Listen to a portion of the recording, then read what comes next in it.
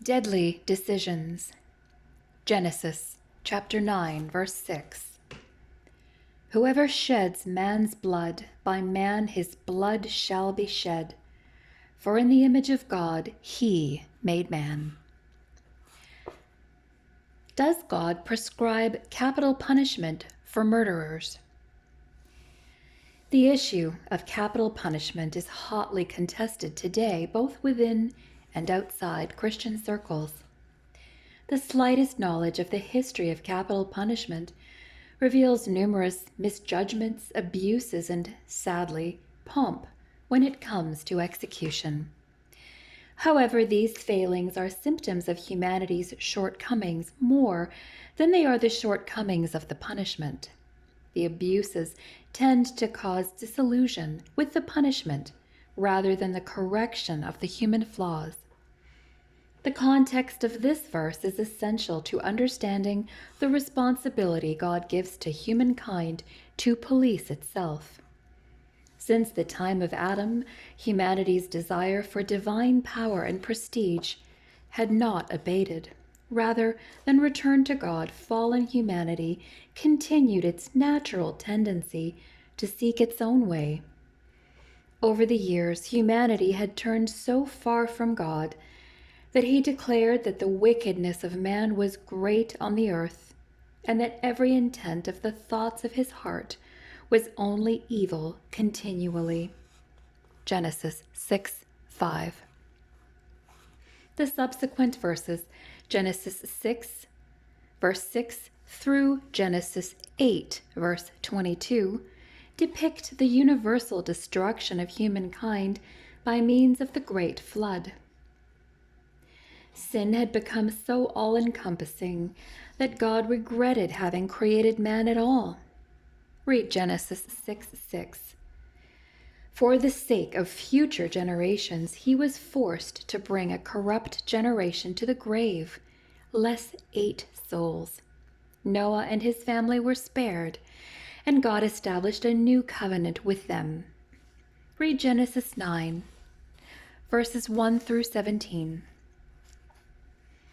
In the Noachian covenant or agreement, we see God's love of humanity as well as his regard for the animal kingdom. The covenant restates and reestablishes God's relationship with humankind after the flood. God established seasons as natural indications of his promise not to destroy every living thing. Read Genesis 8, 21 and 22. Noah and his family were to become the parents of future generations, thus establishing anew a brotherhood of human beings.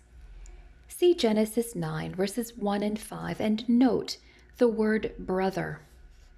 God once again gave humanity dominion over the animal kingdom. In Genesis 9, verses 2 and 3, a rainbow became a perpetual sign to every living thing that disembarked the ark, that God would never again deploy water to destroy the earth. Read Genesis 9, verses 8 through 17. And finally, the most pertinent to our discussion, God placed such value on human life that any animal or human being who took it would forfeit its own life. Read Genesis 9, verses 4 to 6. Genesis 9:6 clearly states that as long as men and women are made or created in the image of God, capital punishment administered by human hands, by man his blood shall be shed, is required. No longer will God be solely responsible for the containment of evil that lies in the heart of every man from his youth. Genesis 8:21. Humankind, whether through the vengeance of family members and city elders in Israelite society, Deuteronomy 19, verses 11 to 13, and Joshua 20, or through a sensible and just government in modern times, Romans 13, verses 1 to 6, and 1 Peter 2 verses 13 and 14, is responsible for ensuring that human life is held in the highest esteem, so much so that the one who dares to commit murder understands that his vile and arrogant act is in fact an act of suicide, life for a life. God's destruction of human life in the flood was not to be misunderstood as a devaluing of human life. The aspect of the Noahic covenant ensures that humankind gives human life its honored place in the realm of created things. Because God loves humanity, he intervened to stop man's darker side from spiraling beyond control to ultimate annihilation, and our love for one another demands we protect the sanctity of human life by establishing capital laws that punish those who in passion or premeditation desire to end the life of another. Tolerance of such a destructive and despicable act as murder naturally leads to a greater tolerance and acceptance of other inappropriate or selfish behaviors. Divorce, adultery, abortion, and homosexuality are now acceptable behaviors and reflect humanity's natural inclination to satisfy all its desires for power, control, and self-interest, the kind of wickedness that grieves the heart of God. Sin is a malignancy in society that, when unimpeded, spreads until it contaminates the whole. Human nature without moral boundaries becomes more corrupt and redefines freedom as license. Punishment for inappropriate behavior is administered not primarily as a deterrent, but as a reminder to us all that we each possess a built-in darker side, a cancer which seeks to diminish, devalue, and destroy human life. Punishment is also a method to rid society through imprisonment and, when necessary, by execution of those whose actions destroy and denigrate human relationships and life.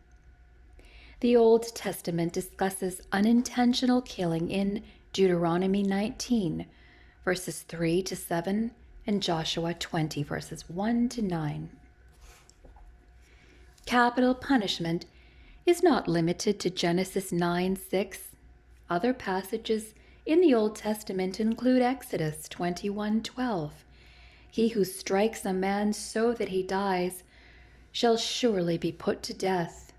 And Numbers 35, verses 30 to 34.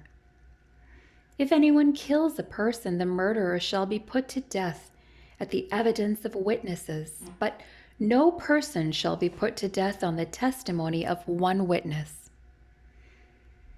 The New Testament also accepts the role of the government to protect society from evil and to enforce justice through capital punishment.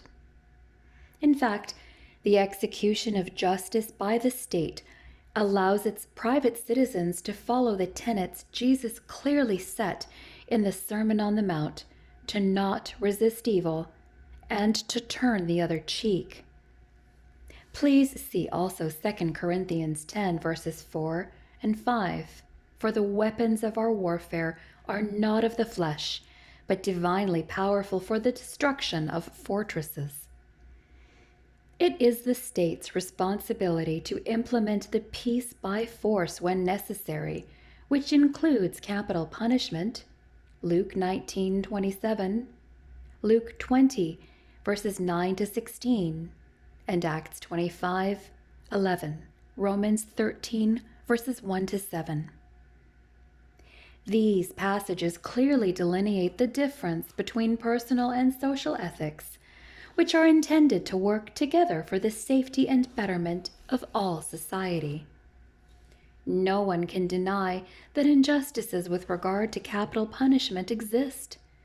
Innocent victims have been executed. The goal, however, is not to eliminate a just punishment, but to improve on the evidence and methods used to prove guilt.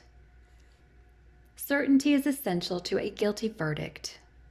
Each citizen is responsible to participate in trials as jurors when asked, if for no other reason than to ensure that evidence is solid and doubts are fully addressed. Justice must well be served. When certainty is unobtainable, lesser judgments or acquittals are not only appropriate, they are required. And when a guilty verdict is reached and the sentence is death, celebration of any kind is wholly inappropriate. Nothing is gratifying in the loss of life, not even in the death of a vicious, vile, and murderous scoundrel. Death is the enemy of us all.